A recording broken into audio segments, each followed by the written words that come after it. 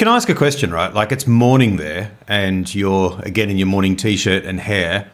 Like, because you don't drink coffee, how do you click on? Like, is there a line in the sand that when you cross, you go, oh, now I'm awake and I'm ready to do things? Or is it more like It's a sort of a very long, blurry line between about 10 in the morning till lunchtime that just gradually... There's no clicking on for me. I'd find that really hard. It's like turning on the engine. When I have nothing happens before a coffee. Well, a shower, but then you don't have to think about anything. The coffee, I'm like, okay, now I can have a conversation and I can do things and I'm ready. It's turning on the engine of the car, but... If you want to be dependent on chemicals and deal with addiction, that's your decision. I really do, in the area of caffeine. I think it's weakness. I go to, you know how I feel about this. I walk past like Starbucks and cafes and stuff like that, like at the shops, and I see people queuing up for like 20 minutes for a coffee, and I just look at them with disdain and think, you are weak people. I think it's like a weakness of our society, the way we are so addicted to coffee. You would rather spend 2 hours slowly adjusting to life every morning, like, and getting underway. No, I just don't. I just think I think there must be other ways. I don't think this, like, cavemen didn't need coffee, but to run away from the woolly mammoths. You know, this coffee thing is a new dependence that we've evolved, and I think it's a sign of human frailty and weakness. But you don't not do it because of that. You do it because you don't like coffee. But you could have a Coke every morning. You could wake up and have a Coke or a cup of tea. I love Diet Coke, but I'm trying to get off that. Yeah. Right. Trying to get. Are you in some sort of program or? Oh no, and I'm addicted to sugar as well. But yeah, coffee addiction because of the way it holds society up too. Because if I want like a muffin and I've got to wait for 18 different people to get their coffees first, it drives me crazy. Yeah. And you're all, I know when I'm hanging out with you and I'm like, can we, it's time for a coffee, but I make it's so ingrained. It's like, and that'll be a lovely thing. We'll sit down together and we'll talk and catch up and have it. And you're just like, what? We're going slowing somewhere. Us down. We're doing something. Yeah. We've got work to do, and you're slowing us down with your addiction. It's like you saying, "Can I quickly go behind that building and shoot up for 20 minutes?" You know, I'm like, "No, we've got stuff to do." That's right, because that's the problem with shooting up: the fact that it wastes time. That you could be working. We could be working on the podcast. Oh dear. Oh, well done. You get into the day unaided. Well done. That's unaided, just but very slowly. Yeah. Breakfast helps. You know, a bowl of Special K and maybe a crumpet. Oh, yeah. Crumpets are my heroin. Crumpets. Crumpets for me are a late night food, not a breakfast food. They're like a snack, like a sneaky snack late at night. Don't get me wrong. The late night crumpet has been done. But that's a ridiculous statement to suggest that crumpets are not a breakfast food. Clearly, crumpets are a breakfast food. I don't think they're designed as a breakfast food, are they? Yes. Yes. No, they're not like the Pop-Tart and the toast. They're in a whole different category with like hot cross buns and bakery goods and things. That's where I think of them. I think crumpets are fundamentally a breakfast food. No, they're an afternoon, evening. Oh. I've never known this to be a point of contention. This is interesting. Well, you're putting them alongside muffin. You know, I don't mean big sugary muffins. I mean those English muffins that are thin and you cut in half. Yeah, and Americans melt when you talk about muffins and crumpets because they struggle with the difference between them. But you and I are on the same page. We just disagree about. I say they're a breakfast food. Let us know what you think, people. Let us know why Tim is wrong. And why crumpets are indeed a breakfast food. Although we have gotten into the late night crumpets just lately. Yeah, they're good. It's lovely. With the Milo before bed.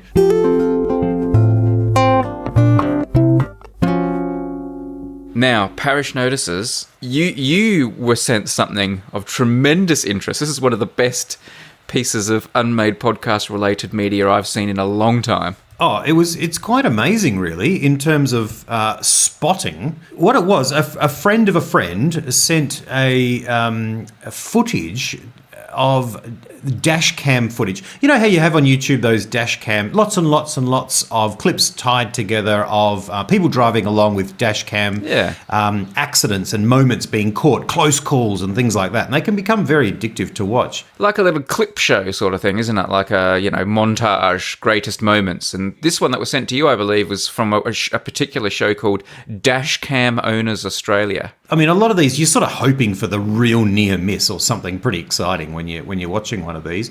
Or someone's caravan flipping over. They're always a good one. Oh, that is a good one. The truck in front who's just go, oh dear. Yeah. Well, the wonderful thing about it, of course, is you're jumping from car to car. So you're jumping into this little micro world of each person along. And so in most of the cars, the radio's on and something's playing. And you hear what they're listening to, which is generally a song, and you jump from some to the others, and some are silent. But just for a few seconds, you're in that person's world. And it so happens in one of these clips, 3/4 of the way through, I don't know if it goes for an hour or half an hour or something like that, there's just this fleeting few seconds inside someone's car where the dulcet tones of Brady Haran can be heard.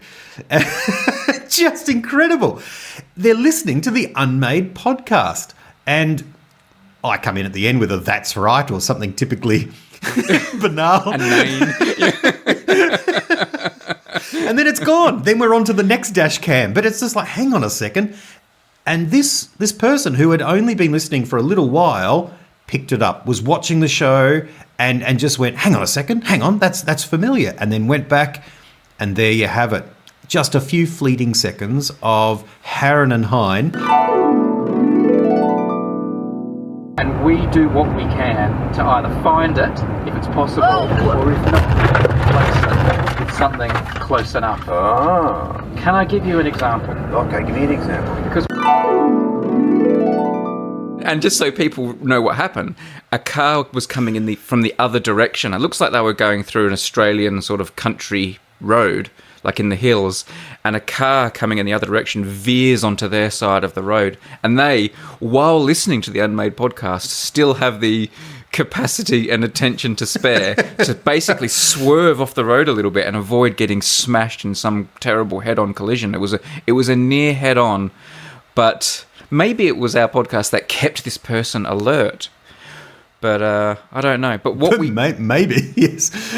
What we want to do is find out who the driver was. Yes. If you are listening to the Unmade podcast, you, the person who sent in that dash cam footage of your near miss, get in touch. We want to know who you are, because you, my friend, are a hero.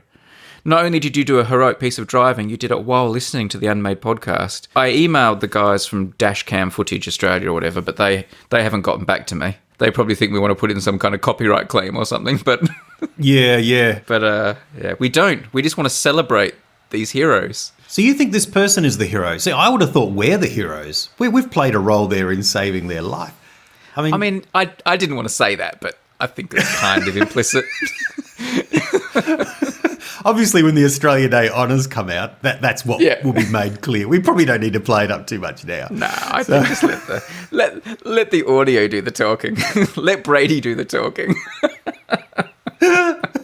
So this is another interesting experiment, because it's a totally random sample after 108 episodes or something like that. This is number 111. Wow, there you go. Mm-hmm. There's just a 5-second snippet, and it's your voice that's there, and mine just pops in just at the end. So I'm the one who saved the life, just to be clear. Your voice doesn't come in until the incident's over. Well, maybe it was your voice that was lulling them into the situation. It's only when I come in at the end that they swerve. I'm actually wondering whether or not the other car heard our podcast and found it so engaging, their car just veered over onto our side of the road for a better listen. The sounds. Hopefully they didn't hear our voices and then decide to ram the other car. What are you listening to that for? How different this conversation would be if the two cars hit each other. Oh, chilling. If you can, out of all those hours, 5 seconds, what do you think you were talking about?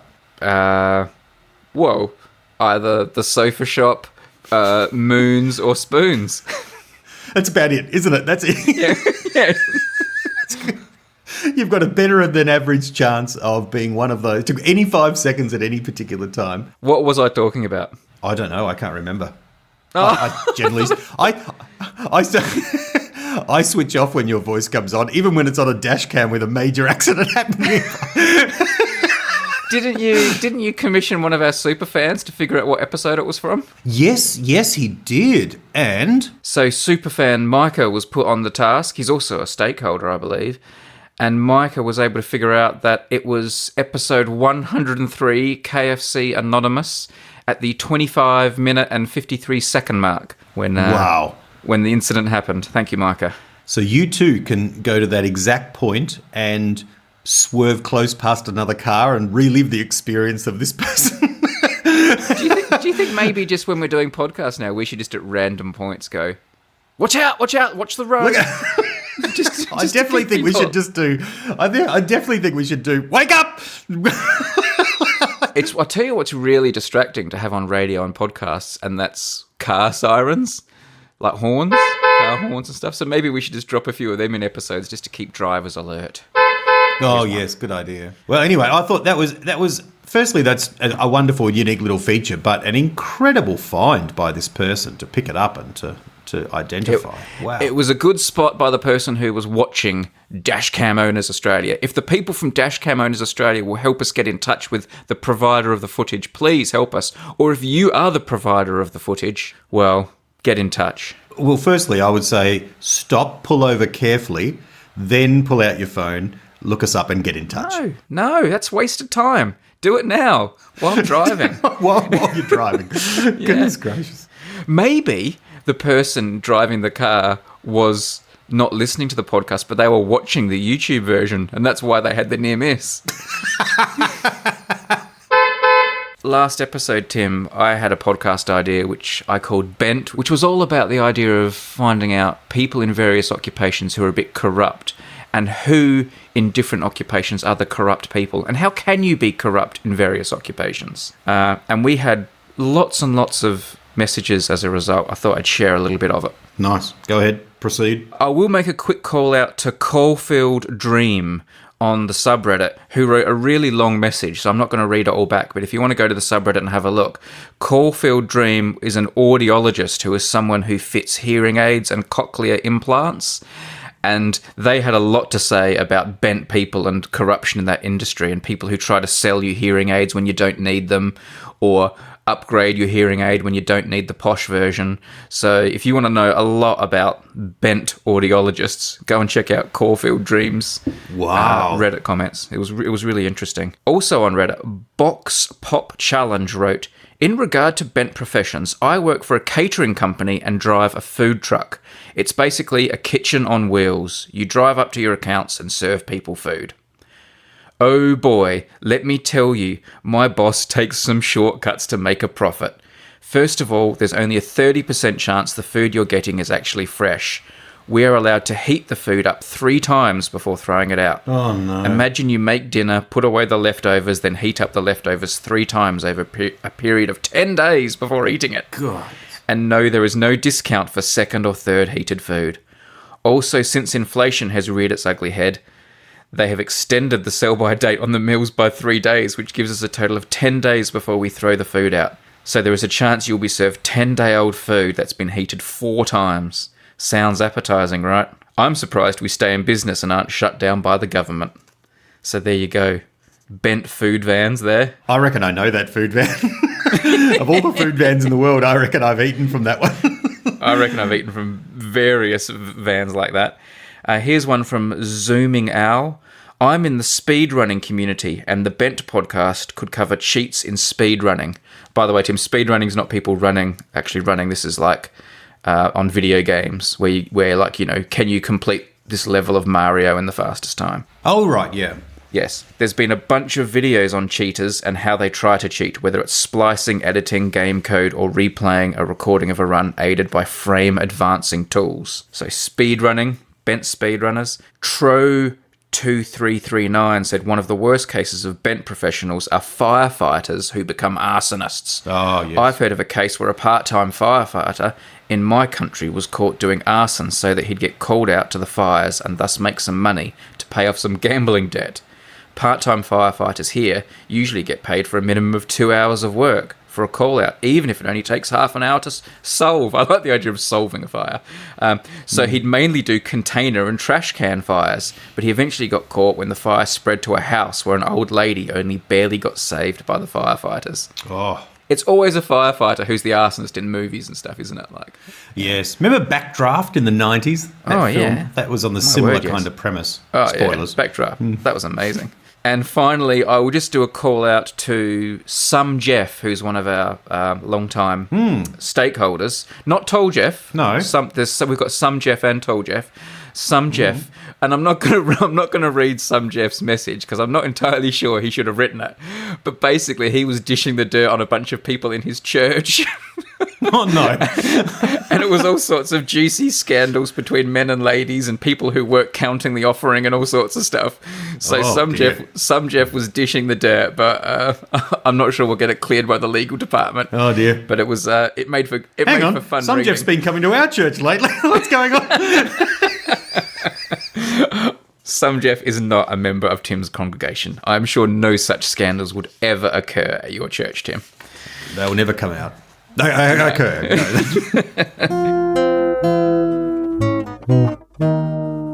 So, ideas for a podcast. Well, I thought we agreed you were going to start. You said Yep. you've got something Yep. absolutely hilarious to share. Not hilarious, just a bit quirky, experimental, avant-garde, I would say. Avant-garde. Well, you are Mr. Avant-garde. Yeah. So, my idea for a podcast is called How is Tim's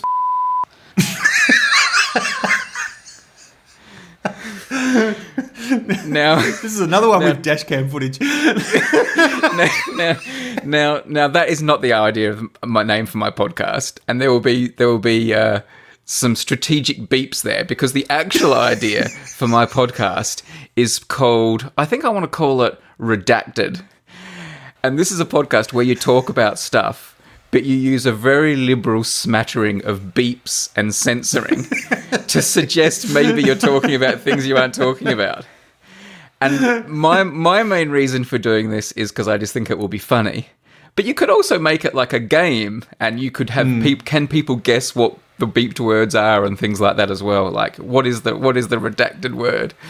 So I quite like the idea of just having two people like us perhaps talking about things that could be completely benign, but just using beeps here and there to make it sound edgier than it actually is. Yeah, that's nice. I like this. This is good fun. I think it's also, whenever you see a piece of paper with boring information, you're not going to read it. But if you see it and there's this little bits of black texture in the midst of it, you want to pick it up and try and work out what's going on. It immediately adds intrigue. I'll read some text, Tim, with some redactions, and then we'll, just to give people a feel for it. To or not to that is the question. Whether 'tis nobler in the mind to suffer the of outrageous or to take arms against a sea of and by a end them. Well, that's beautiful. That is great. Yeah, I Here's like another. that. Here's another one I wanted to censor. You ready? It is a period of rebel spaceships striking from a hidden have won their first victory against the evil. During the rebel spies managed to steal secret to the Empire's ultimate weapon, the an armored with enough to destroy an entire. Pursued by the Empire's sinister, Princess Leia races home aboard her custodian of the stolen can save her people and restore to the galaxy. Yeah. This is going to work well. That's great. I like that. There was one I was hoping you might do for me if you will indulge me. Sure. Because when I've come to your church, one of my favourite things is at the end of the service, you do that really lovely, wholesome... Is it called a benediction or something? You say this nice little phrase at the end to bless everyone as they leave, and it's really lovely. Yeah. But I wonder what that would be like with a few censored words. Yes. What do you say? It's a blessing. A benediction is sort of a sending forth blessing, right? So you don't close a service, a worship service. You send people out, right? And it's a blessing. So this is an ancient blessing, which I stole many years ago in childhood. Heard a minister do it. It stayed with me, and I've said it all my life. Wherever I'm speaking and stuff. So, do you want to hear it and do a bit of? Yes.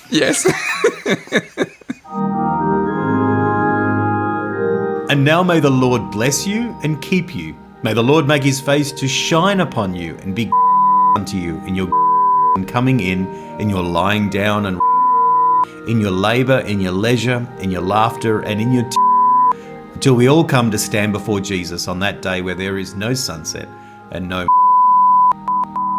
Amen. It's a bit less lovely with the beeps. That's not the version I use on Sundays, I tell you.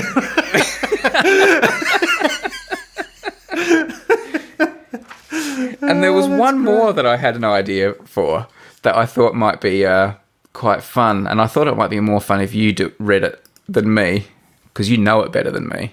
And you may also you're more likely to break into song as well. So I'm going to lure you with it. Hang on, let me send it to you. I do have some specific requests from my daughters never to break into song on the podcast ever again.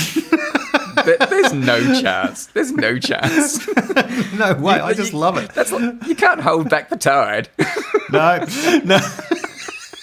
The man was born to sing. Yeah. I've got music in me and it's going to come out. When I sing, I feel God's pleasure. That's right. It's just that no one else does. All right. I've sent you something that I think would be very funny with censored words. Oh, yes. Awesome. Perhaps the most wholesome song of all time. I love it.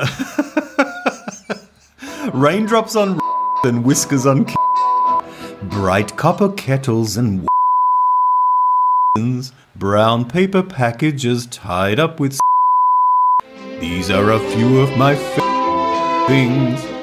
Cream-coloured ponies and doorbells and sleigh bells and with noodles. That doesn't sound very nice, does it? Noodles? You wouldn't... Anyway. Wild geese that fly with the moon on their... These are a few of my things. Girls in white dresses with... This is actually be a good Dutch rap song as well, wouldn't it? Girls in white dresses with blue satin sashes. Snowflakes that stay on my nose and... Silver white winters with melt into... These are a few of my things. When the dog... When the bees... When I'm feeling... I simply remember my things and then I don't feel so... Man, you didn't even get to 30 minutes without singing after telling your girls. No, I know, yeah. I can't be held back. Because it's one of my things, man. That's why I can't. Tim singing. Tim singing. These are a few of my things. There we go. So, do you think maybe we should keep the occasional bit of censoring going throughout the episode, just strategically? Oh yes, I think this show can only be improved through censoring. It would do it no harm whatsoever. We should go back and censor a lot of the other episodes as well. Very nice. All right. Nice work. Good idea. Yeah. I wonder what the sofa shop sounds like censored. The sofa shop is your only stop for the you need. The sofa shop, yeah, come and drop in on the street. We have a sofa designed for choose your fabric, match your do. The sofa shop ain't gonna what you think it will. Don't you do it until you see the sofa shop. Yeah. My guitar solo should definitely be censored. That's for sure. From the start. Done.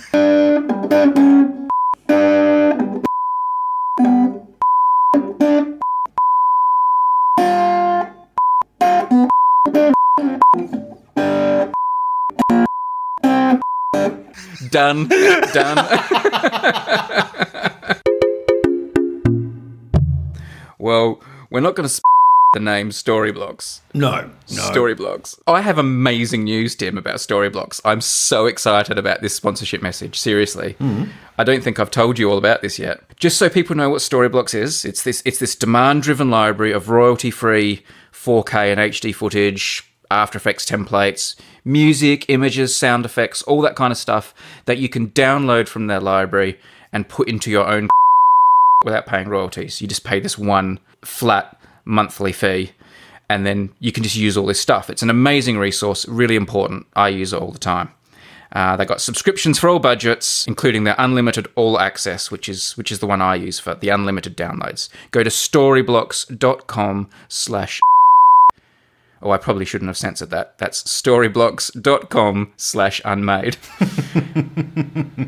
Now, I've always said, Tim, the great thing about this is you can go and download video that has been like professionally made by other filmmakers who've traveled all around the world and filmed all the good stuff really well, so you don't have to. Now, here is where the exciting news comes in. I've spoken to Storyblocks. I've explained to them, look, I actually make videos for a living. You know, I see synergies here. Synergies. And they have said, all right.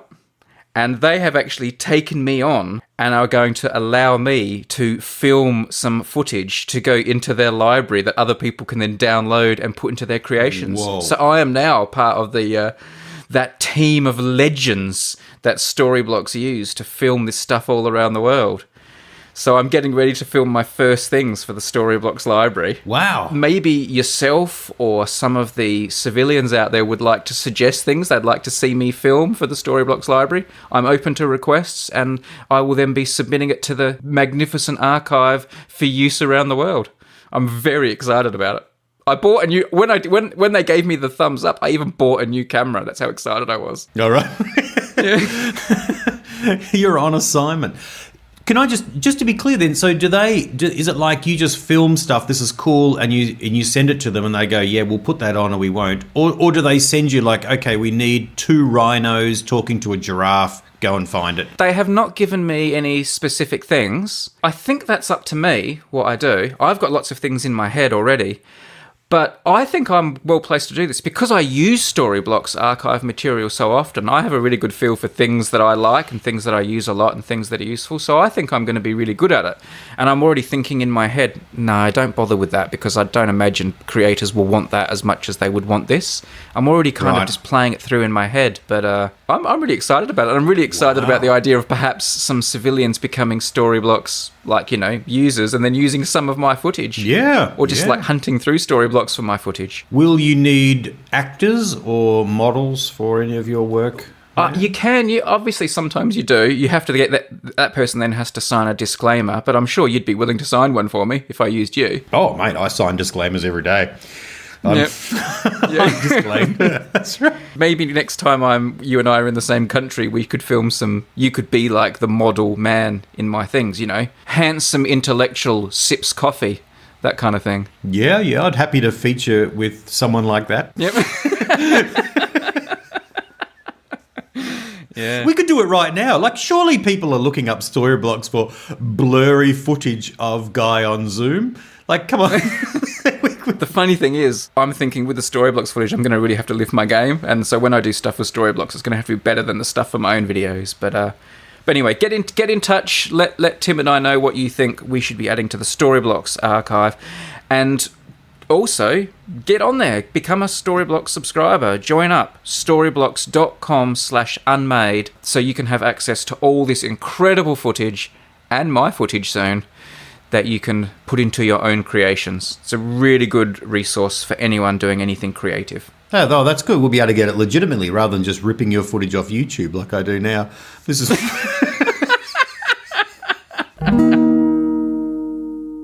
And now it's time for...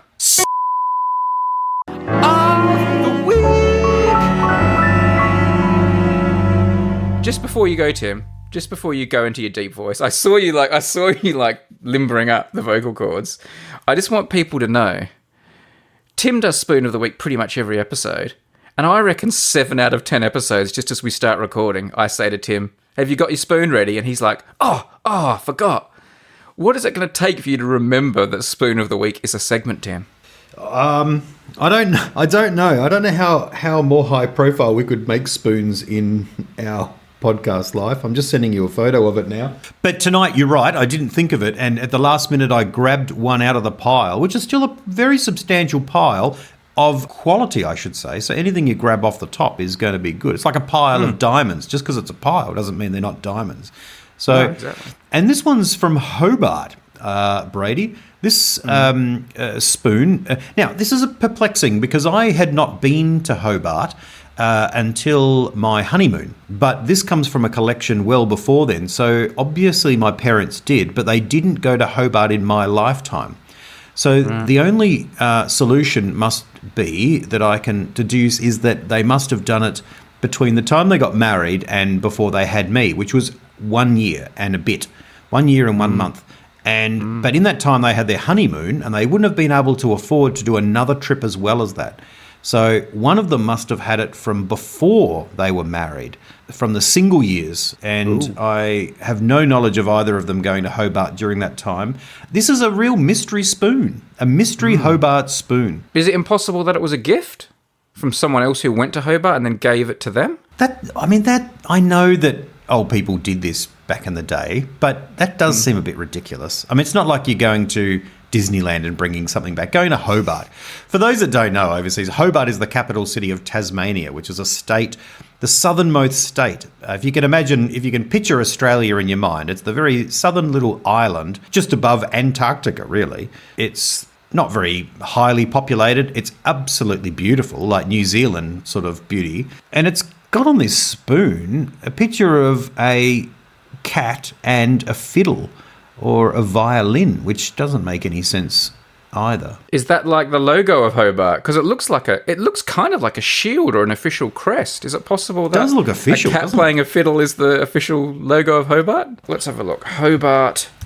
Obviously, Tim hasn't researched this because he only got the spoon out 10 seconds before we started. There is a place called the Cat and Fiddle Arcade in Hobart. It's falling into place now.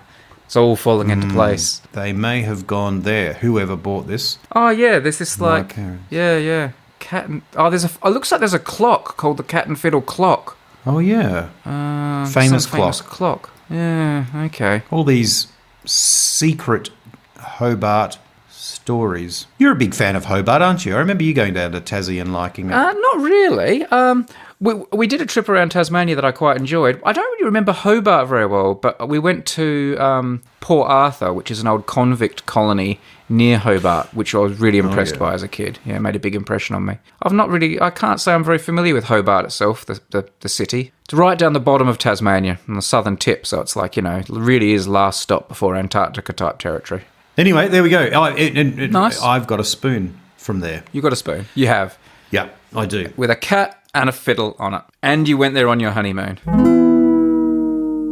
Also, speaking of spoons, we have had made the official Unmade Podcast spoon, and a stakeholder, one of our Patreon supporters, wins one every episode. Well, almost every episode. And there will be one this episode. We are sending one of these magnificent spoons to Aaron from Dublin in Ireland. Thank you, Aaron. Oh, well, congratulations, Aaron. We are also going to send a Sofa Shop mixtape to Monty in Surrey in the UK.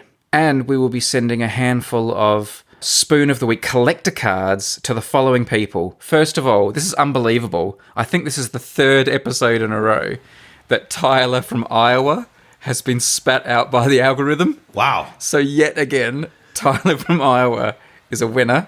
He is the luckiest Patreon supporter going around. We also have Netfali from San Diego, Jack and Robin from Georgia, Hugo from Oslo, and in one of the great coincidences, Some Jeff from Canada. Oh. So not only has Some Jeff got a mention in Parish Notices, but he has won some Spoon of the Week cards. Thank you for being a Patreon supporter, all of those people, and I hope you enjoy your that will be making their way to you in the post in the foreseeable future. Moon of the Week? Are we on to Moon of the Week? Have you chosen a Yes. moon, or are you at the last minute rampaging through thinking, oh, geez, I need to find a moon? Must be a moon I'm in here organised. somewhere. I'm organised. Of course we have it. So here it is. Moon of the I love that little piano dingly bit there at the end. It's nice. Lovely. Now, last episode, I told you about the Martian moon, the biggest Martian moon, the one closest to Mars. Do you remember what it was called? Yeah, because there's two of them, and they're the horses on the chariot. Oh, no, that's what I thought they were, but they're You not. thought they were. There's something else, like Rachel and Rebecca. Is that what they're called? No, they're not. It was Ross and Chandler. It was No, I told you about Phobos. Oh, yes. Phobos. And today I'm going to tell you about the other Martian moon, the second one, which is the twin brother of Phobos in mythology, Deimos. So Deimos is the smaller of Mars's two moons, and it's further away from Mars. It's named after the ancient Greek god of dread and terror, who was the son of Ares and Aphrodite, and the twin brother of Phobos. So these twin moons are called Phobos and Deimos. Deimos was discovered by a chap named Asaph Hall III, who was working at the United States Naval Observatory in Washington, D.C. You wouldn't want to do astronomy from Washington, D.C. now, with all the light pollution, but this was in 1877, so you probably could get a good view with a telescope. Oh, yeah. He discovered it on the 12th of August in 1877, 6 days before discovering the bigger moon of Phobos. So Deimos was discovered 1877. It's very small. It's only about 15 kilometres across, this moon. It's just like, again, it's just like a little potato-y piece of rock, really. And because it's so small, I've talked to you before about this thing called escape velocity, which is how fast you have to travel before you can get away from the thing. Yep. Deimos is so small, its escape velocity is just 5.6 meters per second, which means, theoretically, you could just jump off it. If you were standing on it, you could just jump off the moon into space, and off you'd go. Oh, wow. So there you go. You wouldn't need a rocket. It only has 2 craters on it. This is the part that I think is interesting. It has a few craters on it, obviously, but only 2 of them have been given names, and they've been called Swift and Voltaire. And they are named after Jonathan Swift and Voltaire, the writer as well. And the reason they were named after those 2 people is Jonathan Swift in Gulliver's Tales in 1726. So, what's that?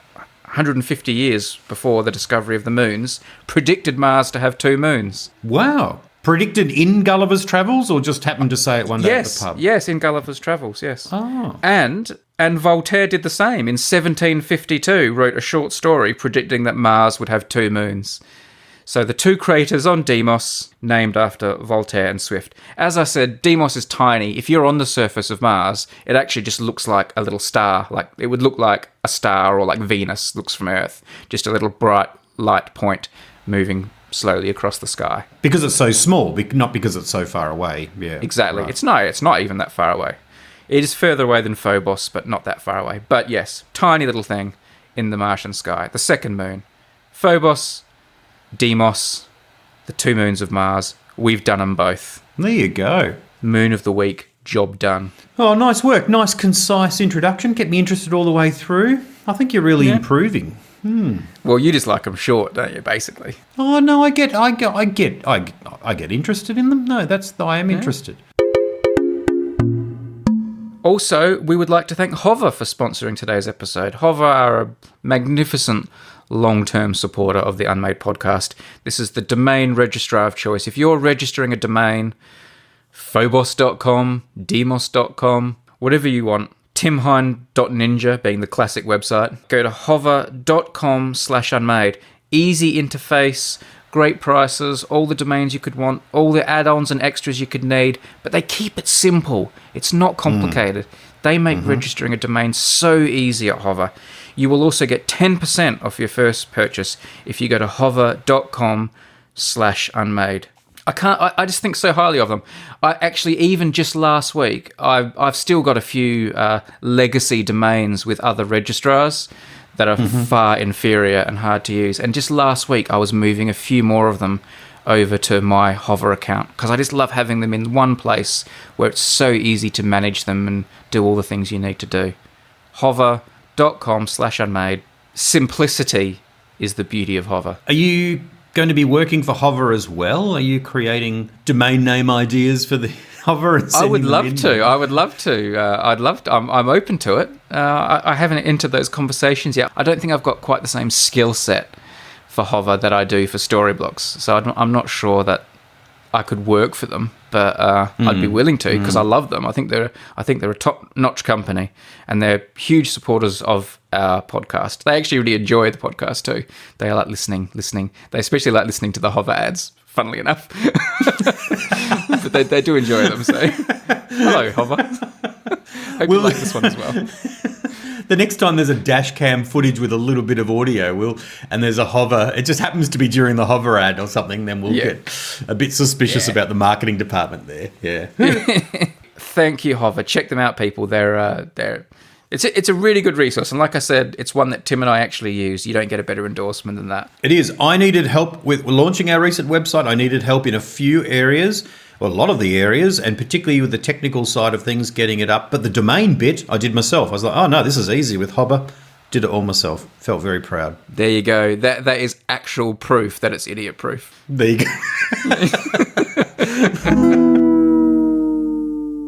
Now, an idea for a podcast. Tim, you have been blowing your own trumpet a bit the last week. You're quietly, you're not even quietly confident. You're loudly confident that you had a decent idea. You can't blow your trumpet and be quietly confident at the same time. No, no. There's a couple of other ideas in the bag, but I do have one tonight that I have done a little bit of prep for, which is always a bad sign, I know. It's almost a guarantee that it's going to be one we've done before. What do you got? But let me play you a little bit of audio, and I want to tell you, this is just going to go for a few seconds, and I want you to tell me if you can place the voice. Ladies and gentlemen, Steve Carell. Now, did you hear the voice in that? I can't hear it well enough. If you don't recognize it, I'll play you this. In the criminal justice system, the people are represented by two separate yet equally important groups: the police who investigate crime and the district attorneys who prosecute the offenders. These are their stories. Well, obviously, I know that. Yeah. I know that piece of audio. I don't know who says it. Well, this is a guy called Stephen Zerkilton, is I think how you pronounce it, who's a pretty interesting guy. And my podcast idea is pulling him on and others to talk about his career as a voiceover. He's fascinating guy, and getting him on and going looking for him, and there's a whole bunch of others that I've got here that you might know, and we could talk about your favourite ones too, but I think this is a really fascinating line of work. The interesting thing about Stephen Zerkilton is that he actually got a job on Law and Order. He was actually cast in a small role, and then Dick Wolf, the maker of Law and Order, was talking to him and going, oh, hello, I like that voice, and asked him to do the voiceover, which has now been going on for like 25 years or something like that. I mean, this is a great idea, Tim, because not only does it, shine a light on these kind of unknown people, but they've all got magnificent voices, so they're just going to be wonderful to listen to. I know. The cool thing about this guy is that not only does he get other gigs doing voiceovers for events, like he's done the voiceover announcing for the Kennedy Center Honors for like the last 17 years or something like that, and that's what he was saying at the start there. But he's also like the onstage announcer for the Top Cop Awards in Washington, D.C. So like the cops get to win awards, and have him announce, which I think is really, really, really cool. That is cool. Yeah. That is cool. Yeah. So it's so familiar, but there is loads of these as well. And I was thinking about this other one. I didn't go looking it up, but sit, Ubu, sit. Good dog. Sit, Ubu, sit. Good dog. Do you remember that one? Yeah. Yep. Which happened at the end of the TV show Family Ties every week. And there's the guy that introduces the Late Show with David Letterman, and it goes on, and then they have a particular person.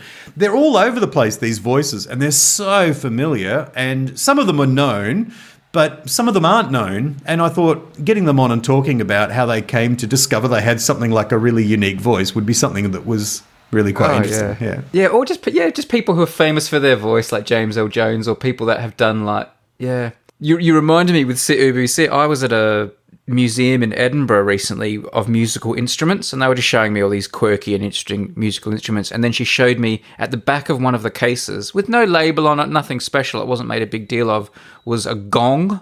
A gong you can bang. And she said, "I see that gong there. That's kind of famous too." And I was like, "Oh, why is that?" And they said, "That's the gong they used to record the noise of the gong in the Rankarina little sting. Whenever there were movies by Rankarina or things, and there was a big muscle man hitting a gong in slow motion, and that was the gong that was used for the gong noise." And I was like, "Oh wow, that's cool. amazing!" Yeah. And it was like a celebrity gong. It was a voiceover gong.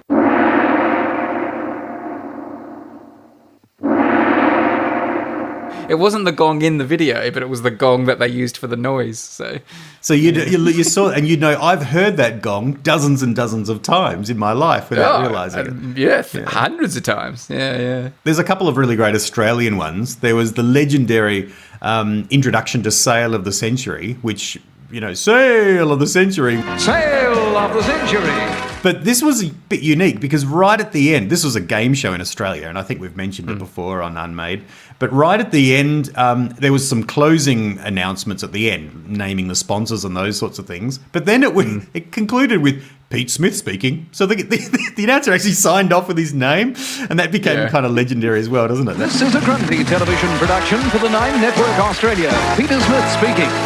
There's a pretty interesting guy called Lofty Sultan who's done a whole range of different projects, like commercial advertising and voiceovers for events and all that. His voice is really well known. As soon as I heard it, it sounded familiar as well. And he brought out a biography recently, and I've seen the cover in the bookshops, and I'm now interested to go and read it.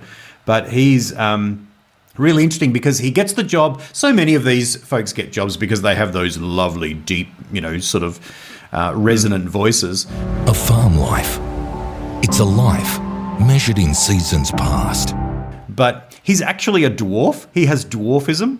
And so it's fascinating. You look at a photo and he says his entire life is people coming to terms with the clash between what they're hearing and what they're seeing. Like he's this little guy and but then he's of course and now even more so, the older he gets, more and more people recognize his voice. So he says, whenever I meet people, they're looking at me, and they're not just looking at me going, oh well, there's this a guy who's uniquely got dwarfism. It's not that unique, but it is unique. He says, of course that's a different thing, but they're also looking at me with this strange voice going, you are somehow familiar. And he says, I know it's my voice. I've mentioned before that my wife goes to sleep to this app where people read things to you to relax you and calm you down.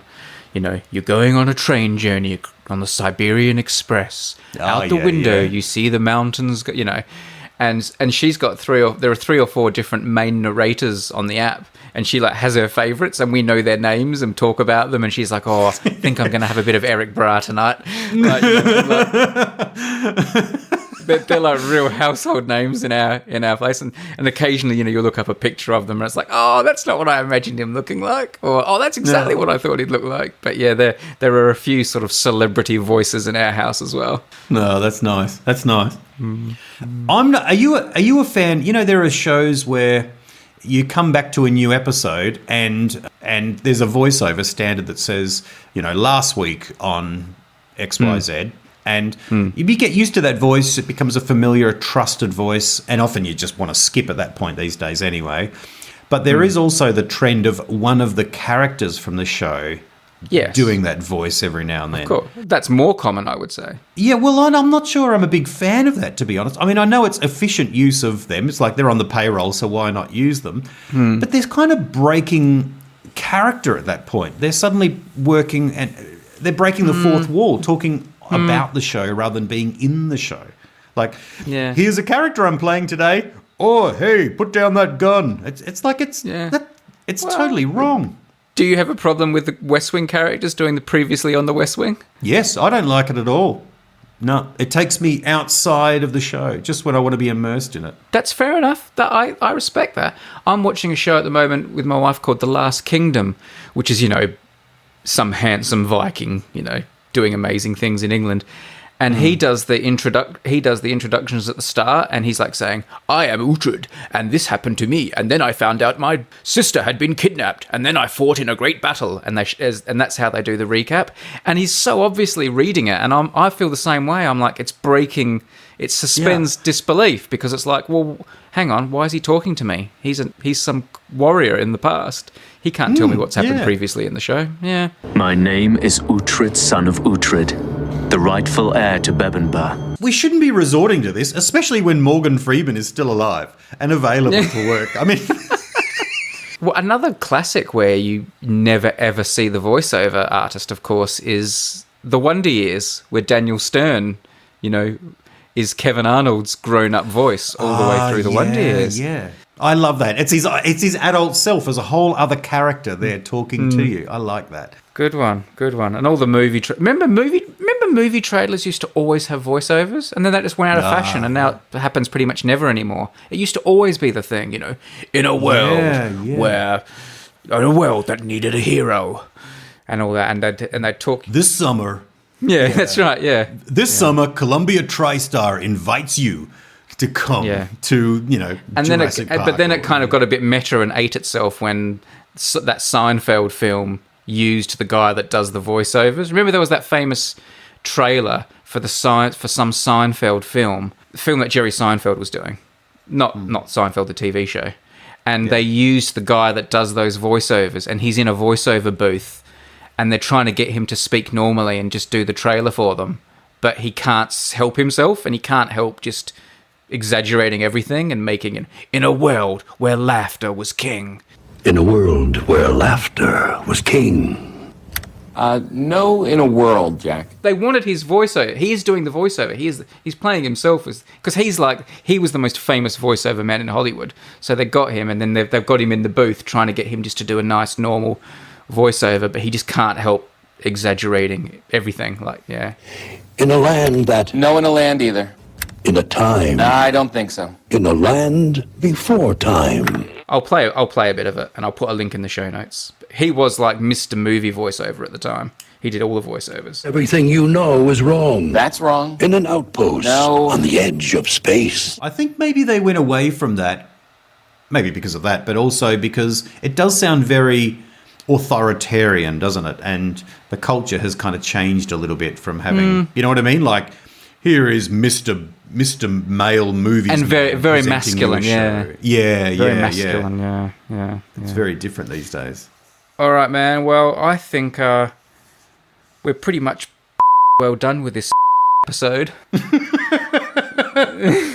Well, the great thing about this, of course, this is great, is we can do my words. The first word is and the second word is and I got them in. Yes, fantastic.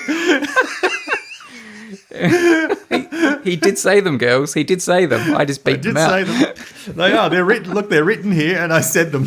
Excellent. The secret words are in the... Can you figure out what the secret words were that I just beeped out? Probably not.